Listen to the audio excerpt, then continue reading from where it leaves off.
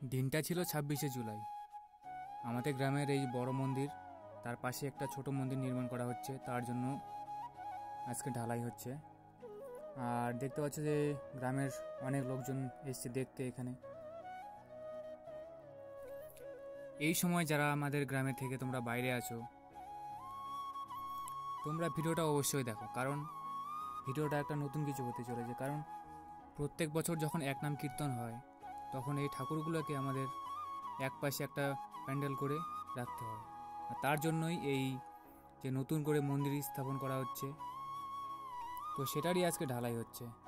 আর তারপর বিকালবেলা আমরা চলে এসেছিলাম এখানে, এই মন্দিরের নিচে যে ফাঁকা মাঠগুলো পড়ে আছে। বর্তমানে এখন